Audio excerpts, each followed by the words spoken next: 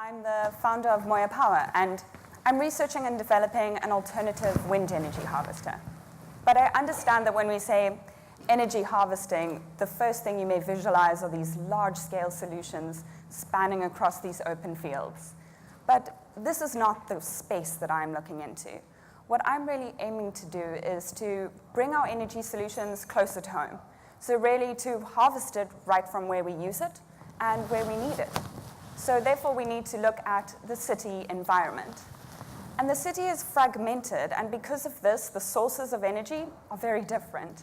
So for example, big gusts of wind that enter the city immediately get slowed down and broken up by all the obstacles. And this makes it very challenging to capture it from a single space. Then in terms of space, especially if you consider a city like London, space is limited, and anything that's remotely open and free is really regarded as prime real estate. So what I choose to do is really try to understand this environment. It's outlined by many limitations and challenges, but even within this, there are a lot of opportunities for innovation to be creative and adapt to our environment. So I've been motivated by these limitations, and through this, I've actually developed what can be regarded as a building textile.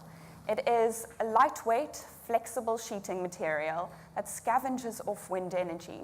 So it has a kind of resemblance to something like grass, with thousands of freestanding filaments that are embedded with a piezoelectric film. So you can take this textile and apply it to a surface, and then when the wind hits it, it creates this fluttering effect that directly generates electricity. So the adaptability of a textile and the fact that it is also able to scavenge off the most abundant but low-grade forms of wind energy means that I can start to look at the most obscure and hard-to-reach environments where we can really transform wasted space into energy-generating hubs. So a good example of this, where I've been lucky enough to look into while working together with London's Crossrail, is the underground train station. We've all stood on the platform waiting for our train and felt those big gusts of wind when the train comes by. Now I'm looking at how we could take a textile, apply it to the tunnel along the stopping distance of the train, and then absorb this wasted wind energy every time the train passes by. So this is a very scalable opportunity. Even looking at London alone, there are 270 underground train tunnels, and there's this repetitive wind pattern that happens every couple of minutes during the day, and now even at night on some lines that run 24 hours. So this is a really exciting opportunity to look again at a completely wasted space. It's really hard to get into, but has potential. So looking into the greater urban environment, because a textile is light and flexible, you can potentially line the underneath of a bridge and have an energy scavenger that's completely out of sight.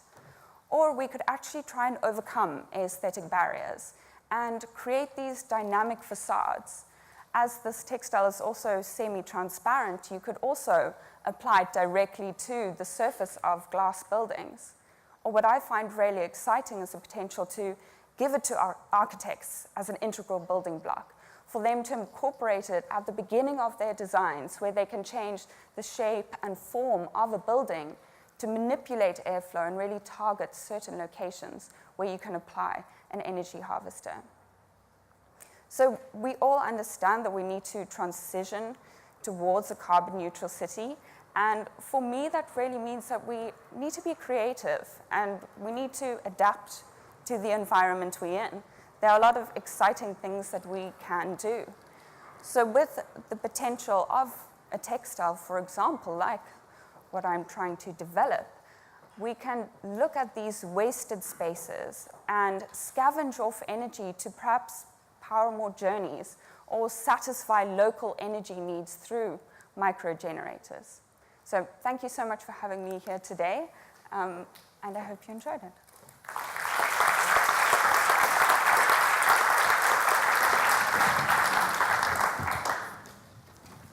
Fascinating. Oh, creative thinking, wonderful. Just interested, I love the vision. I love the concept. Have you actually applied it anywhere yet? Yes, so I've been able to do a case study in the New Elizabeth line. So again, looking at the underground stations. Right, right. But still research and development, but it's starting. Right, and what are the things that are giving you the biggest scratching of the headaches at the moment? It's a complex system, you know, it's really to define what part of the challenge that I want to attack, because, you know, you have the actual mechanism from the fluid dynamics and the fluid mechanics to create this mechanism to transform wind into electricity. Then you have to transform it and ultimately store it. But one has to understand which part of the problem you're trying to solve, and then you can make progress. Okay. And there we are, we're talking about visions for 2037. When do you think the first time I should be sitting on a tube train going through London thinking, I am contributing to electricity generation in Burger King above ground simply by sitting there and going at high speed through my tube train? Oh, well, that is my dream. Hopefully it will happen sooner rather than later, but there's first applications that can happen. You know, I have a big vision, but there's ways to scale it up before it's covering the whole tube. As a sort of textile, could I have it on my clothes because I'm a fast walker. If you really want, you can make that 10,000 steps a day, man, myself. Could I generate? Possibly. I was going to say, could I generate wind? But it wouldn't be much. Phase 2, probably not. Well, it wouldn't be a lot of energy, but it would be quite exciting. So we could do that for fun. Right. So the whole area of textiles is quite because we are able to, you know, have solar. Yes. Things and things, so there's just creative thinking. Yeah. So, well, we wish you well. Maybe this is the world where we need to dare to think radical, interesting ideas, particularly, as you say, in the dumb, wasted spaces of life. So thank you very much indeed for introducing that technology.